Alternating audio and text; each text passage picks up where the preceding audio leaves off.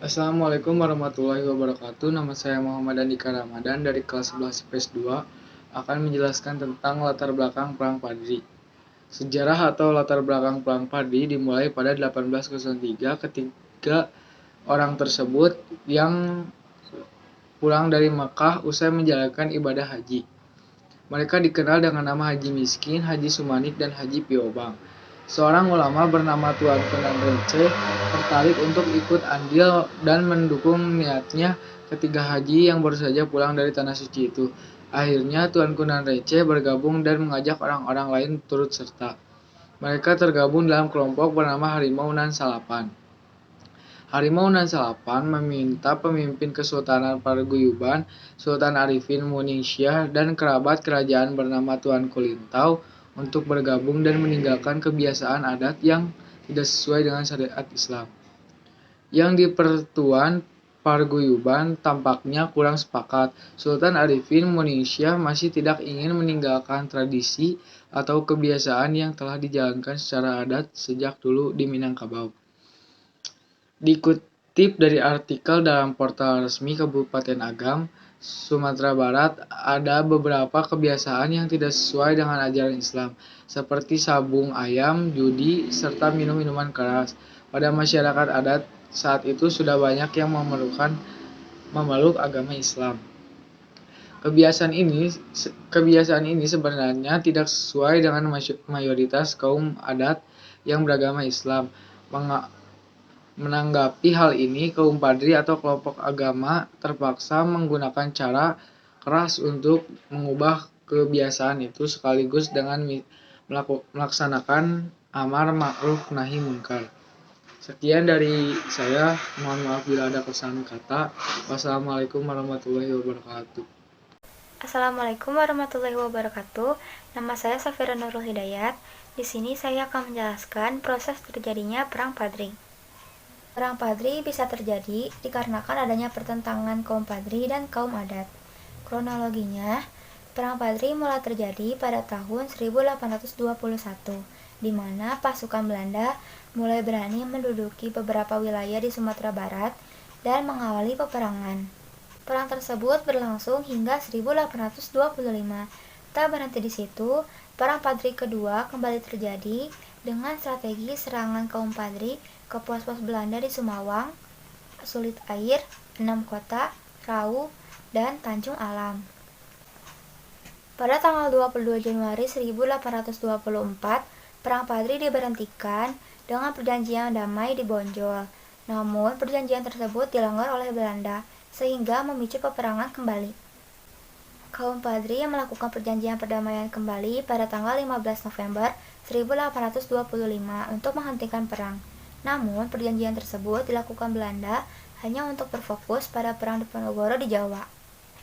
Setelah selesai perang Diponegoro, Belanda kembali mendirikan pos-pos di wilayah kekuasaan kaum Padri, yaitu mengakibatkan peperangan kembali terjadi.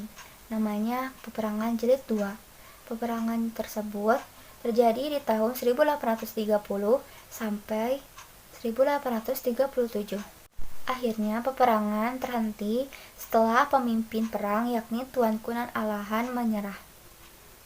Assalamualaikum warahmatullahi wabarakatuh. Saya Grace Sumi Anggita dari 11 IPS 2. Di sini saya akan menjelaskan strategi perlawanan dari pihak Indonesia dalam Perang Padri. Dalam perang saudara yang terjadi antara kaum adat dengan kaum Padri, ada beberapa strategi perlawanan yang dilakukan oleh kedua pihak tersebut. Selama perang terjadi, antara kaum adat dengan kaum Padri menghadapi perlawanan yang sengit. Kaum adat mulai menyadari bahwa kekuatan dari kaum Padri ini sangat sulit dikalahkan. Kaum Padri yang mengandalkan semangat agama memiliki kekuatan yang berlipat ganda, sehingga pada akhirnya menimbulkan ketidaknyamanan bagi kalangan masyarakat adat.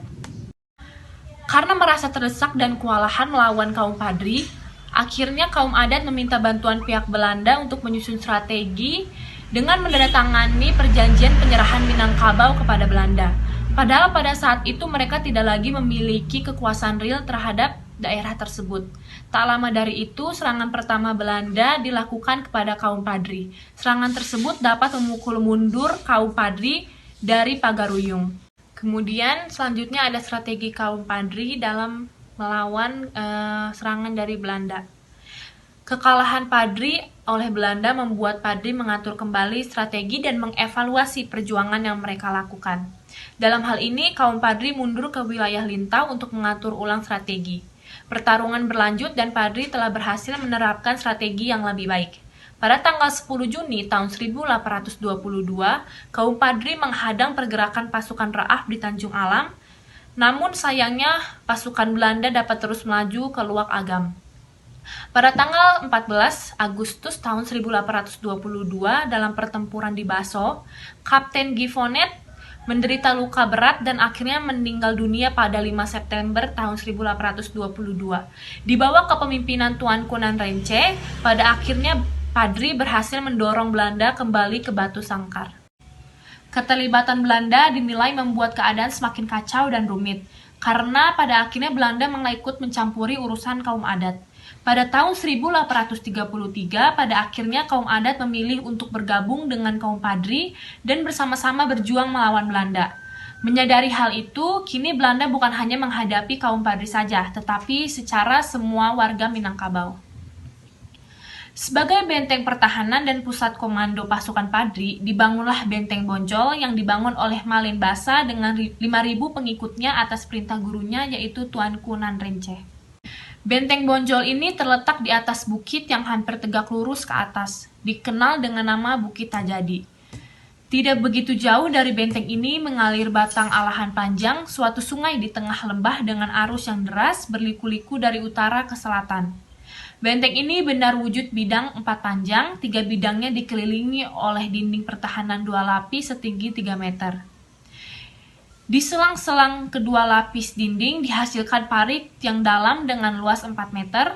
Dinding luar terdiri dari batu-batu agung dengan teknik pembuatan hampir sama seperti benteng-benteng di Eropa, dan di atasnya ditanami bambu berduri panjang yang ditanam sangat rapi, sehingga kaum Padri mampu mengamati bahkan menembakkan meriam untuk pasukan Belanda. Semak belukar dan hutan yang sangat lebat di sekitar Bonjol menjadikan kubu pertahanan kaum Padri tidak mudah untuk diamati oleh pasukan Belanda. Kondisi inilah yang dimanfaatkan oleh kaum Padri untuk mendirikan kubu pertahanan yang strategis, sekaligus menjadi markas utama Tuanku Imam Bonjol. Dalam penyerangannya, kaum Padri menerapkan taktik serangan gerilya yang kemudian berhasil memperlambat gerak laju serangan Belanda ke Benteng Bonjol. Bahkan dalam beberapa perlawanan, hampir seluruh perlengkapan perang pasukan Belanda seperti meriam beserta perbekalannya mampu dirampas. Pasukan Belanda hanya mampu membawa senjata dan pakaian yang melekat di tangan dan badannya. Sehingga pada tanggal 21 September tahun 1833, sebelum Gubernur Jenderal Hindia Belanda digantikan oleh Jan Crettenboud, Van den Bosch membuat laporan bahwa penyerangan ke Bonjol gagal dan sedang diusahakan untuk konsolidasi guna penyerangan kemudian. Pasukan Belanda berhasil mendekati Bonjol dalam jarak kira-kira hanya 250 langkah pada tengah malam tanggal 16 Juni tahun 1835. Kemudian mereka mencoba membuat kubu pertahanan. Pada tanggal 5 September tahun 1835 dengan menggunakan mortir dan meriam, pasukan Belanda menembaki Benteng Bonjol. Namun kaum Padri tidak tinggal diam. Mereka keluar dari kubu pertahanannya, menyerbu keluar menghancurkan kubu-kubu pertahanan Belanda yang dibangun di sekitar dengan menembakkan meriam dari Bukit Tajadi. Sehingga dengan posisi yang kurang menguntungkan, pasukan Belanda banyak menjadi korban. Setelah serangan tersebut, pasukan Padri segera kembali masuk ke dalam Benteng Bonjol. Sekian dari saya. Wassalamualaikum warahmatullahi wabarakatuh. Siasat yang digunakan oleh kolonial Belanda pada saat Perang Padri adalah siasat benteng Starsel. Siasat ini adalah suatu siasat dengan membuat benteng di sekitaran wilayah perang. Siasat ini juga digunakan pada saat Perang Diponegoro. Contoh bentengnya adalah Benteng Fort de Kock dan Fort van der Kapellen di Bukit Tinggi. Dengan siasat ini, pasukan kolonial Belanda menang. Ditandai dengan jatuhnya benteng terakhir rakyat Padri di Bonjol pada tahun 1837. Assalamualaikum warahmatullahi wabarakatuh. Nama saya Nabila Putri Nur Afifah dari kelas 11 IPS 2 akan menjelaskan tentang akhir Perang Padri. Setelah Perang Jawa berakhir pada 1830 dan ditangkapnya Pangeran Diponegoro dengan siasat licik, Belanda kembali memusatkan fokus ke Minangkabau.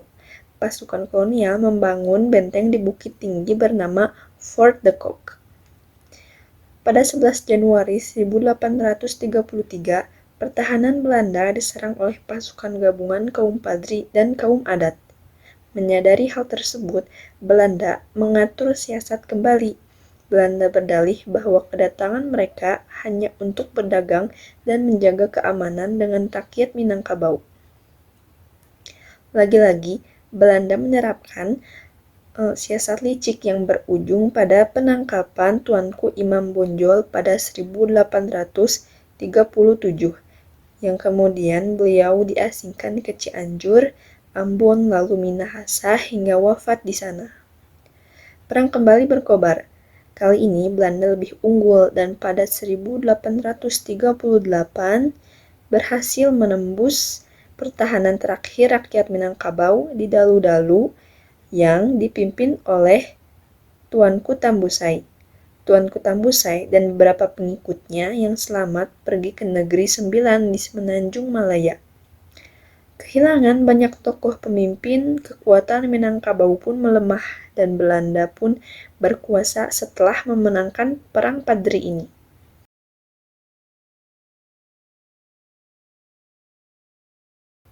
Terima kasih. Assalamualaikum warahmatullahi wabarakatuh.